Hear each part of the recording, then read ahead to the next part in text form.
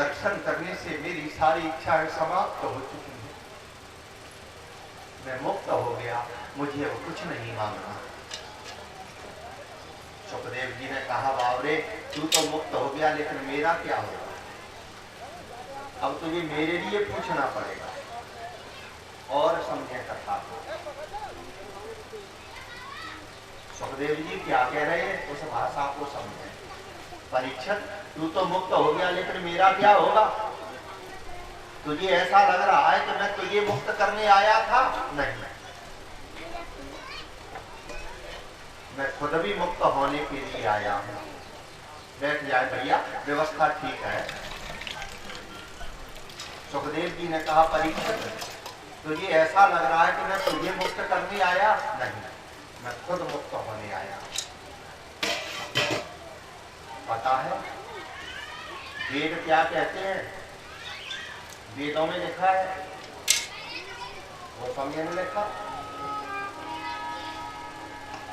गुरु बिनु भवनिधि तरहि न कोई। गुरु बिनु भवनिधि तरहि न कोई। गुरु बिनु भवनिधि तरहि न कोई। गुरु बिनु भवनिधि तरहि न कोई। वेद क्या कह रहे हैं? गुरु बिनु भवनिधि तरहि न कोई। और यहाँ तक लिख दिया, जो बिरंच शंकर सम होई। जो बिरंच शंकर सम होई। परीक्षित, ये सत्य है कि गुरु के बिना शिष्य का कल्याण नहीं होता, ये सत्य है। लेकिन मैं तुझे सत्य सुनाने नहीं आया, मैं परम सत्य सुनाने आया हूं। अगर सत्य सुनने से तेरा कल्याण हो जाता तो वशिष्ठ जी सत्य सुना देते। अगर सत्य सुनने से तेरा कल्याण होता तो मेरे पिता व्यास जी तुझे सत्य सुना देते। लेकिन मैं सत्य सुनाने नहीं आया, तो मैं परम सत्य सुनाने आया हूं। सत्य क्या है? बोले सत्य तो ये है कि गुरु बिनु भवनिधि तरहि न कोई। ये सत्य है, लेकिन परम सत्य को सुनेगा? परीक्षित ने हाथ जोड़ दिए, गुरु जी परम सत्य क्या है? आइए परम सत्य सुनिए। यह सत्य है कि गुरु के बिना शिष्य का कल्याण नहीं होता परीक्षित, लेकिन ये परम सत्य है कि शिष्य के बिना भी गुरु का कल्याण नहीं होता। मैं केवल तेरा कल्याण करने नहीं आया परीक्षित, मैं अपना कल्याण करने आया हूं। इसलिए मेरे कल्याण के लिए तुझे कुछ पूछना पड़ेगा। भागवत बदल गया। लोग कहते हैं कि परीक्षित के कल्याण के लिए कथा हुई थी, और यहाँ पर प्रसंग बदल गया। परीक्षित कह रहे हैं कि गुरुजी मेरा तो कल्याण हो गया। सुखदेव जी कह रहे हैं कि मेरे कल्याण के लिए कुछ पूछ। दोनों भटक रहे हैं। साधक की साधना के बिना सिद्ध की साधना सिद्ध नहीं होती, और सिद्ध की साधना के बिना साधक की साधना सिद्ध नहीं होती। इसलिए परीक्षित, तेरा कल्याण मेरे बिना नहीं हो सकता है, और मेरा कल्याण तेरे बिना नहीं हो सकता। इसलिए पूछना तो पड़ेगा।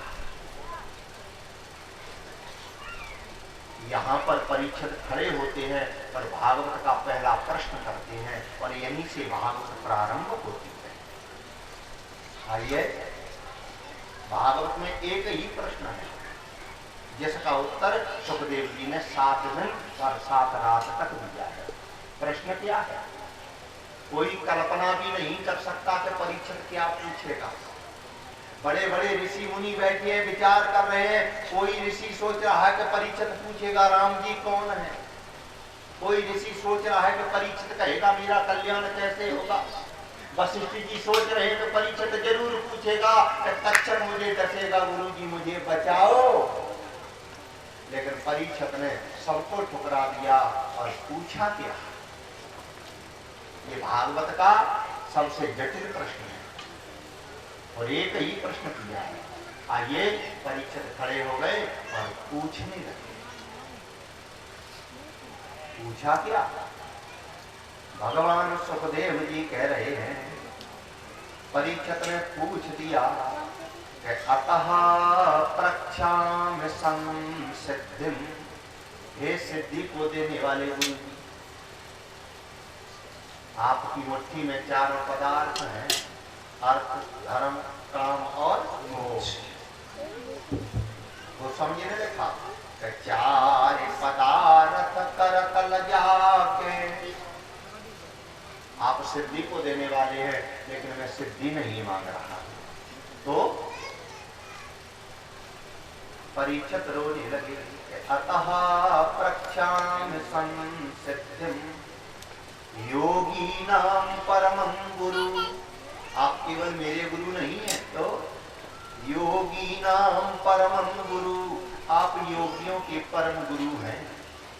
मैं बस इतना ही पूछना चाहता हूँ गुरु जी कि पुरुषस्य हा किम कर्मः अम्रियमाणस्य सर्वथा, जो जन्म लेकर के मृत्यु की ओर जा रहा है गुरु जी, उस जीव को कौन सा कर्म करना चाहिए? जो कथा सुनने वाले भैया हैं वो सुने तक। न राम जी के बारे में पूछा, न कृष्ण के बारे में पूछा, न भागवत के बारे में पूछा, न अपने बारे में पूछा, न परीक्षक के बारे में पूछा। तो पूछ क्या रहे गुरु जी? जो जन्म लेकर के जीव मृत्यु की ओर जा रहा है, पुरुषस्य हा किम कर्मः अम्रियमाणस्य सर्वथा, जो जन्म लेकर के मृत्यु की ओर जा रहा है, उस जीव को कौन सा कर्म करना चाहिए? अच्छा, जन्म लेकर के मृत्यु की ओर कौन कौन जा रहा है? हाथ उठाना। भैया तो नहीं रहेंगे, नहीं, सब जा रहे हैं, सब जा रहे हैं। इसलिए ये प्रश्न सबके लिए है। जो कर्म के बारे में पूछा, सुखदेव जी गद्दी से खड़े हुए और कूद पड़े। ये चरित्र कौन सुना रहा है? शंकर जी। पार्वती परीक्षित के प्रश्न को सुनकर के सुखदेव स्वामी गद्दी से कूद पड़े और कूद करके परीक्षित को अपनी भुजाओं में जकड़ लिया, अपने हृदय से लगा लिया। परीक्षित, आज तूने मेरा हृदय जीत लिया। परीक्षित रो पड़े, गुरु जी मैंने हृदय कैसे जीत लिया? तब सुखदेव जी ने कहा, परीक्षित अगर तू राम जी के बारे में पूछता तो मैं 2.5 घड़ी में राम कथा सुना करके चला जाता। अगर तू कृष्ण के बारे में पूछता तो मैं 7 घड़ी में कृष्ण कथा कह करके चला जाता। लेकिन तूने ऐसे भगवान के बारे में पूछा है जो विश्व में प्रधान है। अब मुझे 7 दिन और 7 रात तक रहना पड़ेगा, तब तुझे समझा पाऊंगा कि कर्म कौन सा करना चाहिए। तूने ऐसे भगवान के बारे में पूछा है जो विश्व में प्रधान है। अब थोड़ी कथा बुरी लगेगी राम प्रकाश व्यास की, लेकिन सुन लो। तूने राम जी के बारे में नहीं पूछा, बहुत अच्छा किया। राम जी विश्व में प्रधान नहीं है, राम जी केवल भारत में प्रधान है। विश्व में लोग जानते भी नहीं है कि राम जी कौन है। और ये भारत विश्व नहीं है, भारत विश्व के भूभाग का छोटा टुकड़ा है। इसलिए राम जी विश्व में प्रधान नहीं है। विश्व में जानते भी नहीं है लोग कि राम जी कौन है। तूने कृष्ण के बारे में नहीं पूछा, बहुत अच्छा किया।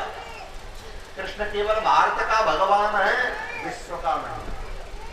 तूने ऐसे भगवान के बारे में पूछा है जो विश्व में प्रधान है। गोस्वामी तुलसीदास जी से किसी ने पूछा, ओ भैया तू राम कथा तो लिख रहा है, राम को ब्रह्म तो बता रहा है कि राम ब्रह्म परमार्थवादी, लेकिन इतना तो बता दे, क्या तेरा राम विश्व में प्रधान है? गोस्वामी ने कहा नहीं। तो फिर ऐसे भगवान को नाम बता दे जो विश्व में प्रधान है। ऐसा कोई भगवान है? तब गोस्वामी जी को लिखना पड़ा। चेहरे तो राम जी के हैं, लेकिन जब बात आई कि ऐसा भगवान कौन सा है जो विश्व की रोम रोम की सत्ता में समाया हुआ है, तब गोस्वामी जी को लिखना पड़ा। वो भगवान कौन है? लिखा गोस्वामी जी ने, कर्म प्रधान कहाँ?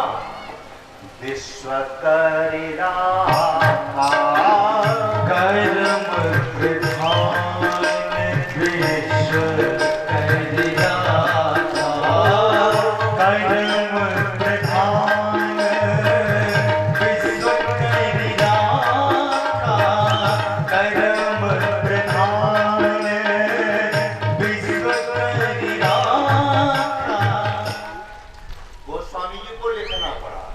राम जी का नाम नहीं लिया, कृष्ण का नाम नहीं लिया, तो कर्म प्रधान विश्व करि राखा। ये विश्व में प्रधान क्यों है? क्योंकि इसमें एक विशेषता है, जो विशेषता राम जी में भी नहीं है, कृष्ण में नहीं है, जो इस कर्म रूपी भगवान में है। विशेषता क्या है भैया? सुन लो। जो जस करे सो तस फल चाहा, जो जस करे सो तस फल चाहा। इस कर्म रूपी भगवान में एक विशेषता है। यहाँ अपने पराये की पहचान नहीं है, यहाँ ऊंच नीच का भेदभाव नहीं है। तो जो जस करे सो तस फल चाहा। इसलिए परीक्षित, तूने ऐसे भगवान के बारे में पूछा है जो विश्व के रोम रोम में समाया हुआ है। बिना राम जी के हम रह सकते हैं, बिना कृष्ण के हम रह सकते हैं प्यारे, लेकिन बिना कर्म के कोई रह नहीं सकता। इसलिए कर्म प्रधान विश्व करि राखा। परीक्षित, तूने कर्म के बारे में पूछा है, और कर्म रूपी भगवान ही इस भागवत में समाया हुआ है। इसमें राम नहीं है, इसमें कृष्ण नहीं है, इसमें कर्म रूपी भगवान है। और इस कर्म रूपी भगवान को प्रकट करने के लिए इस पांडाल में 4 गुणों का होना जरूरी है। परीक्षित, जो तू सिर पर रख करके लाया है, इसका नाम क्या है? जरा नाम लेना इसका। भागवत। अच्छे बोलो, भागवत।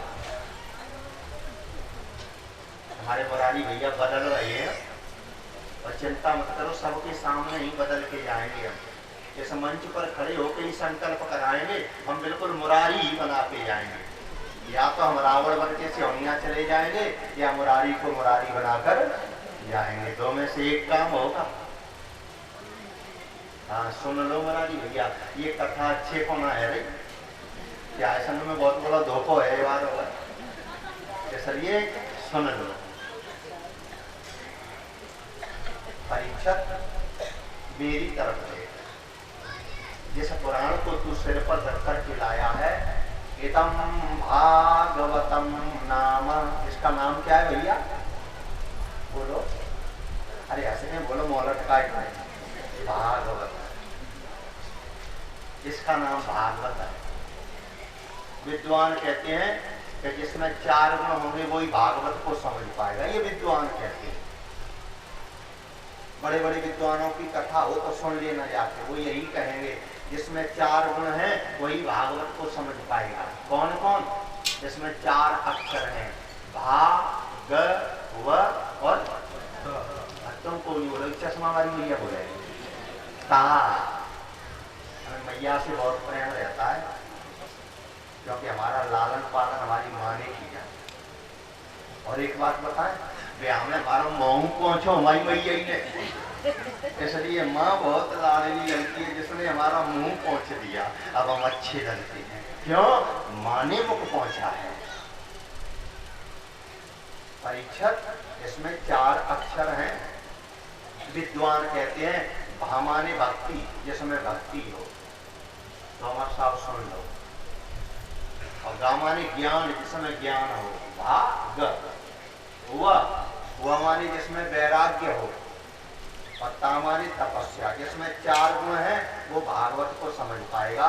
भक्ति, ज्ञान, वैराग्य और तपस्या। क्यों भैया? जिसमें 4 गुण आ गए उसे भागवत समझने की जरूरत क्या है? वो तो भागवत बन ही गया। भक्ति ज्ञान वैराग्य और तपस्या जिसमें आ गई फिर उसके पास रह क्या गया? लेकिन हमारे तुम्हारे पास न भक्ति है, न ज्ञान है, न वैराग्य है और न तपस्या है। हम और आप गृहस्थ हैं, गृहस्थ वैराग्य नहीं ले सकता। अगर गृहस्थ वैराग्य ले जाएगा तो बेचारे ये पप्पू बुड्ढी का क्या होगा? इसलिए हम और आप गृहस्थ हैं, वैराग्य नहीं ले सकते, भक्ति भी नहीं कर सकते, ज्ञान भी अर्थ नहीं कर सकते। तो फिर अर्थ बदल दिया सुखदेव जी। परीक्षित तू गृहस्थ है, तू वैराग्य नहीं ले सकता, तपस्या नहीं कर सकता, लेकिन एक काम तो कर सकता है। यहाँ पर भगवान की पांडाल लग चुकी है, इस पांडाल में 4 गुण आ जाए बस वहीं भागवत आ जाता है। तो इस पांडाल में 4 गुणों की जरूरत है भागवत के 4 अक्षरों को समझने के लिए। सबसे पहला व्यास जी ने लिखा, सबसे पहले हमें किसको शुद्ध करना है? भगवान को समझने के लिए। पितामह भीष्म कह रहे हैं महाभारत में कि प्रथमं तु मनः शुद्धम, सबसे पहले भागवत को समझने के लिए मन शुद्ध होना चाहिए। किसका मन शुद्ध होना चाहिए? दोनों का, कथा सुनने वाले का और कथा सुनाने वाले का, दोनों का मन शुद्ध हो। क्योंकि मन ही परमात्मा का विकार है।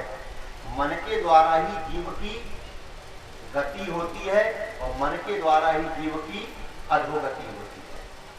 मन के द्वारा ही जीव का कल्याण होता है और मन के द्वारा ही जीव का पतन होता है। हम थोड़े ही कह रहे हैं, कपिल देव जी मैया देवहूति से कह रहे हैं। मां भगवान को प्राप्त करने का कारण भी मन है और पतन होने का कारण भी मन है। भगवान कपिल देव कह रहे हैं मैया देवहूति से, मां मनः मनुष्याणां कारणं बन्धमोक्षयः, इस मन के द्वारा ही जीव का कल्याण होता है और मन के द्वारा ही पतन होता है। इसलिए अपने मन को शुद्ध करो, पहली बात। दूसरी बात, आपका मन यदि पवित्र है तो आपके मन में परमात्मा का आकार प्रकट हो जाएगा। और आपके मन में कहीं विकार पैदा हो गया, मन बिगड़ गया, तो आपके मन में विकार पैदा हो जाएगा। तो मन में ही संसार का विकार पैदा होता है और मन में ही परमात्मा का आकार पैदा होता है। इसलिए